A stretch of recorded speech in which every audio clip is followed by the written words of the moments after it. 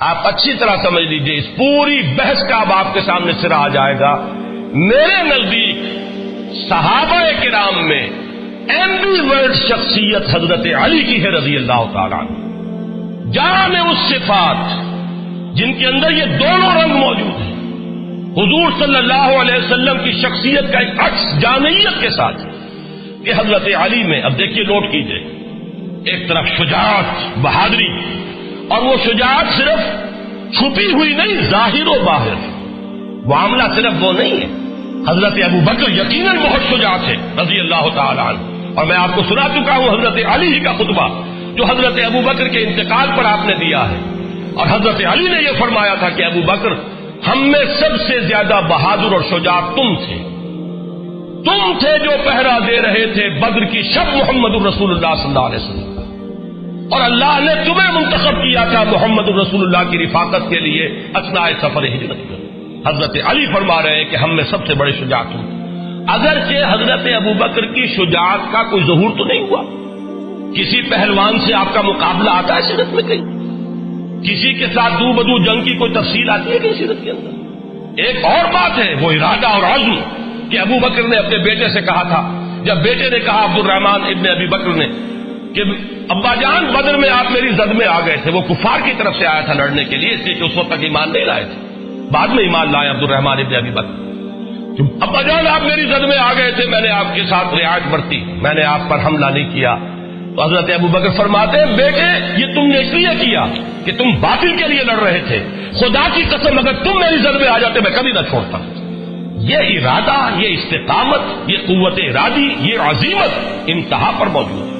لیکن یہ کہ ظہور اس طریقے سے جیسے حضرت حمزہ کی شجاعت، حضرت عمر کی پہلوانی، حضرت عمر کا یہ قول کہ جس کی خواہش ہو کہ اس کی ماں اسے روئے وہ آئے اور میرا راستہ روک لے، میں جا رہا ہوں ہجرت کے لیے، میں چلا ہوں مدینے کی طرف، کوئی اگر روک سکتا تو روک لے. جس کی خواہش ہو کہ اس کی ماں اسے روئے وہ آئے اور میرا راستہ روک لے. یہ بات حضرت ابو بکر میں تو نظر نہیں آئے گی. اور یہاں میں یہ بھی عرض کر دوں، میری بات کو غلط مفہوم میں نہ لیجیے گا، یہ بات کہیں حضور میں بھی نظر نہیں آئے گی. حضور نے کسی سے مقابلہ کیا؟ کہیں ہے ریکارڈ؟ حضور نے دو بدی جنگ کی کسی کے ساتھ؟ نہیں. لیکن تمام نوع انسانی میں اشجاع، سب سے زیادہ بہادر محمد الرسول اللہ صلی اللہ علیہ وسلم. اگر بہادری کوئی اعلیٰ وصف ہے تو کیا محمد الرسول اللہ صلی اللہ علیہ وسلم کی ذات مبارک میں وہ سب سے بڑھ کر نہیں ہوگی؟ ہے، اور اس کا ظہور ایک موقع پر ہوا ہے. وہ موقع ہے حنین کا کہ جب کہ عام بھگدڑ مچ گئی ہے، لوگ دوڑے جا رہے ہیں. حضور اس وقت اپنی سواری سے اترے ہیں، علم ہاتھ میں لیا ہے، رج پڑھا ہے، زندگی میں غالباً پہلی اور آخری مرتبہ رج پڑھا ہے، انا النبی لا کذب انا ابن عبد المطلب. اور اگر ظاہر بات ہے، میرا گمان غالب یہ ہے کہ یہ خود حضور ہی نے کہا، اسی وقت موضوع کیا، گویا کہ یہ واحد شعر ہے جو حضور صلی اللہ علیہ وسلم نے پوری اپنی زندگی میں کہا ہے. لیکن یہ کہ اس وقت وہ شجاعت سامنے آئی. تو شجاعت ایک ہوتی ہے چھپی ہوئی، ایک ہوتی ہے ظاہر و باہر. تو حضرت علی رضی اللہ تعالیٰ عنہ میں وہ شجاعت صرف چھپی ہوئی نہیں، ظاہر و باہر شجاعت، نمایاں شجاعت. وہ شجاعت جو بدر میں ظاہر ہو رہی ہے، جبکہ شیبہ ابن ربیعہ وہ بھی حضرت علی کے ہاتھوں واصل جہنم ہوا، اور ولید ابن عتبہ ابن ربیعہ چچا بھتیجے دونوں جو ہیں حضرت علی کے ہاتھوں واصل جہنم ہو رہے ہیں. اور جو عتبہ ابن ربیعہ تھا، ولید کا باپ اور شیبہ کا بھائی، وہ حضرت حمزہ کے ہاتھ سے واصل جہنم ہوا. پہلا مقابلہ ہوا، اس میں حضرت علی نمایاں ہے. جنگ احزاب ہے، اس میں حضرت علی نمایاں ہے. عمرو ابن عبد الرز بہت بڑا پہلوان، 90 برس کی عمر تھی اس بدبخت کی جب یہ مقابلہ ہوا ہے، لیکن پورے عرب میں کوئی تصور نہیں کر سکتا تھا کہ اس سے مقابلہ کر سکتا ہے. آپ نے پڑھا ہوگا، سنا ہوگا وہ واقعہ کہ جب وہ مبارزت کے لیے آیا ہے کہ ہے کوئی جو میرا مقابلہ کرے. اور ظاہر بات ہے کہ اس وقت جو ہے ایک دفعہ سناٹا طاری ہو گیا. حضرت علی آگے بڑھے کہ میں مقابلہ کروں گا. وہ ہنسا، تم میرا مقابلہ کرنے آئے ہو؟ نام کیا ہے؟ وہ جو بھی استہزاء کا انداز ہوتا ہے. پھر اس نے کہا کہ میری یہ عادت رہی ہے کہ میں جب بھی کسی سے مقابلہ ہوتا ہے اس کی 3 خواہشات میں سے ایک ضرور پوری کرتا ہوں. ذرا کہو تمہاری کیا خواہش ہے؟ حضرت علی نے فرمایا میری خواہش اولین یہ ہے کہ تم ایمان لے آؤ. لا حول ولا قوت. اس نے کہا اس کا کوئی سوال نہیں. اچھا تو دوسری خواہش یہ ہے کہ میدان جنگ سے چلے جاؤ. وہ ہنسا، یہ میرے لیے کبھی نہیں ہو سکتا. اب حضرت علی نے جو وار کیا ہے یہ ان کی ذہانت اور فطانت کا بھی ایک بہت بڑا مظہر ہے. فرمایا پھر تیسری خواہش یہ کہ آؤ اور مقابلہ کرو. اس پر وہ بھونچکا رہ گیا کہ میں نہیں سمجھتا تھا کہ روئے زمین پر کوئی شخص یہ خواہش نہیں لے کر میرے سامنے آ سکتا. اور ایک بار میں ختم ہوا حضرت علی کے رضی اللہ تعالیٰ. عمرو ابن عبد ود اسی طرح خندق کا معاملہ. قبوس کا قلعہ سب سے زیادہ سخت تھا. کچھ اور جو گڑھیاں تھی فتح ہو گئی تھی، وہ تھا جو اڑا ہوا تھا، وہ حضرت علی رضی اللہ تعالیٰ عنہ کے ہاتھوں اللہ نے فتح کرایا. تو یہ ظاہر و باہر شجاعت، وہ قواعد عملیہ حضرت علی رضی اللہ تعالیٰ عنہ کے وہ بھی ہیں. دوسری طرف حضرت علی شعر و ادب میں اونچا مقام رکھتے ہیں، فصاحت و بلاغت کے معراج پر ہیں. یقیناً افصح العرب ہے محمد صلی اللہ علیہ وسلم. حضور کا اپنا قول ہے انا افصح العرب، لیکن یہ کہ حضور کے بعد فصاحت و بلاغت، خطابت، شاعری، اس میں صحابہ کرام میں ظاہر بات ہے حضرت علی کے آس پاس آنے والا کوئی نہیں. یہ بات اپنی جگہ پر ہے، ہم تسلیم کرتے ہیں. تو اچھی طرح سمجھ لیجئے. اسی طریقے سے آپ کے علم میں ہونا چاہیے کہ عربی گرامر کے موجد حضرت علی ہیں. پھر یہ کہ پورے خلافت راشدہ میں سارے سیکریٹریٹ کو آرگنائز کرنے والے حضرت علی ہیں.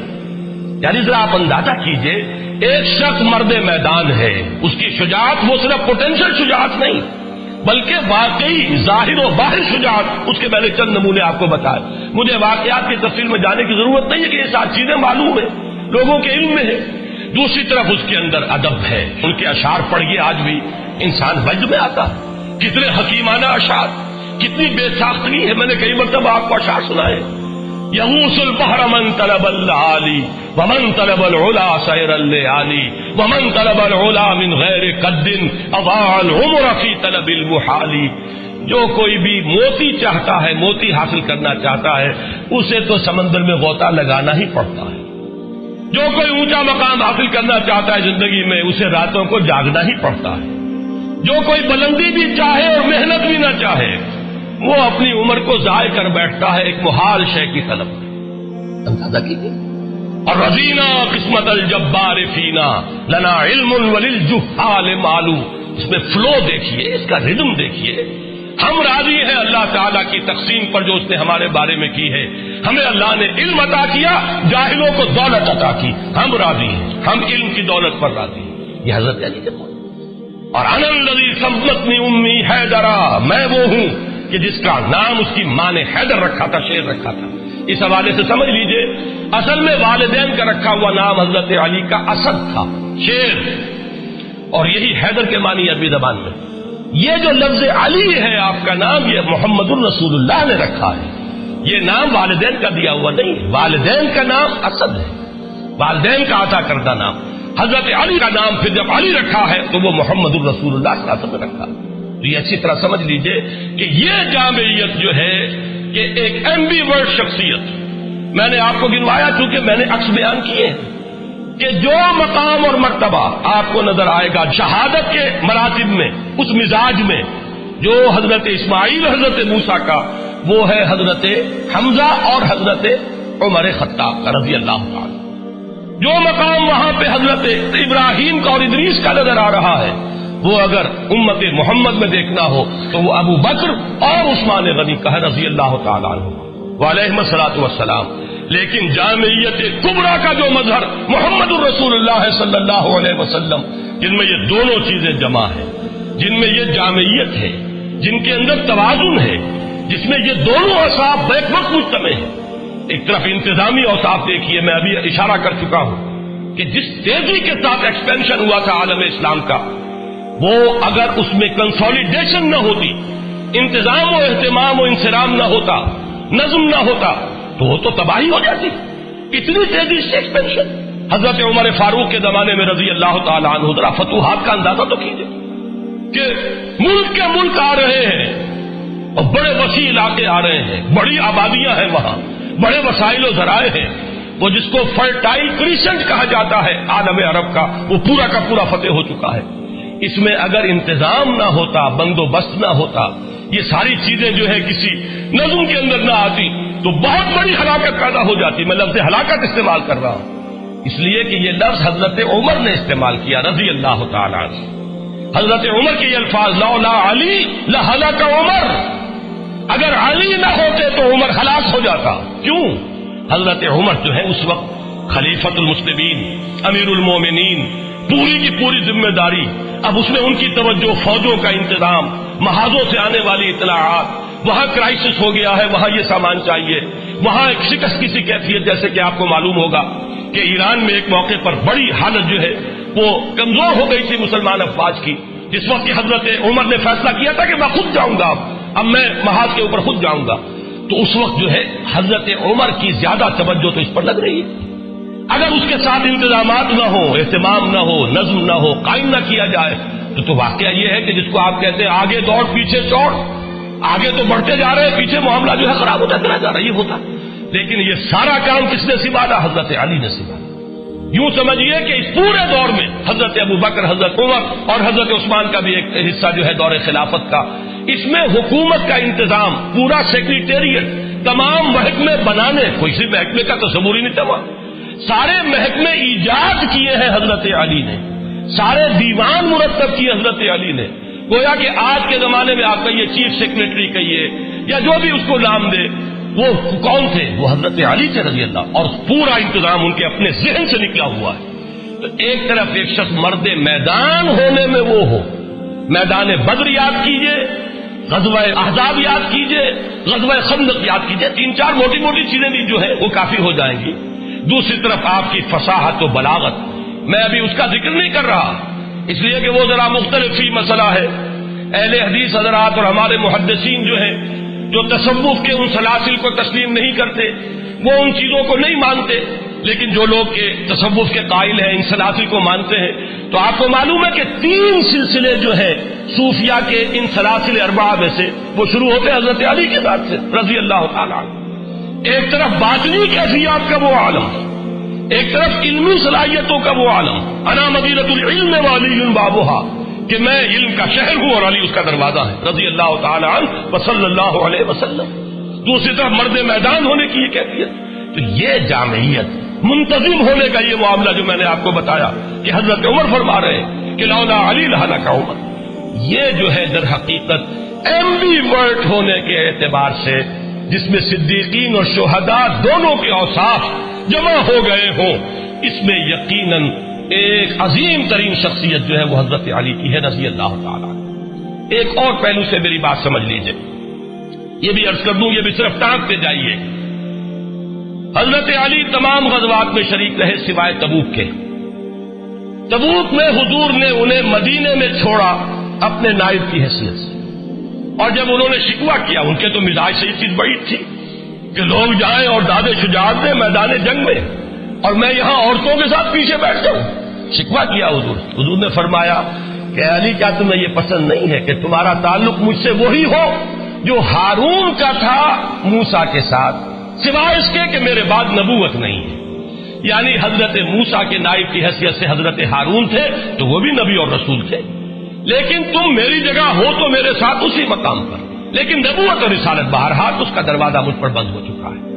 लेकिन यही काम किया हजरत उमर ने रजी अल्लाह ताला अन्हु। बैतुल मुक़द्दस जब गए हैं, जिसका जिक्र मैं बारहा कर चुका हूं, वो चार्ज लेने के लिए बैतुल मुक़द्दस का, तो किसको नाइब बनाया था? हजरत अली को रजी अल्लाह ताला अन्हु। कहां से हम मान ले कि इनके माबैन कोई बदएतमादी हो सकती थी? सोचिए तो सही।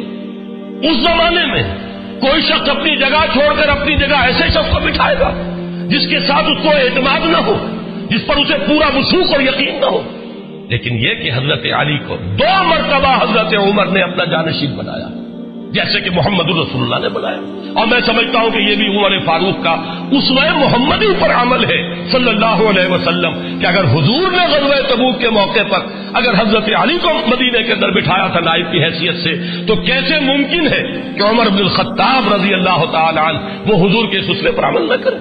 बैतुल मुक़द्दस का सफर तबूक से भी कहीं आगे, यरूशलेम जा रहे थे हजरत उमर, और कितना रहा होगा मदीने से आपके गैर हाजिरी का मामला। ये आजकल का मामला तो नहीं था, तेज रफ्तार सवारियां नहीं थी। इस अरसे में तो अगर किसी के दिल में कोई और बात होती तो उसके लिए पूरा मौका था कि तख्ता उलट देता, लेकिन नहीं, माअज़ अल्लाह, ये सब हम इन कहानियों को मानने के लिए तैयार नहीं, हम इन चीजों को तस्लीम करने को तैयार नहीं। ये मरबूत थे, ये एक बुनियाद मरसूस थे।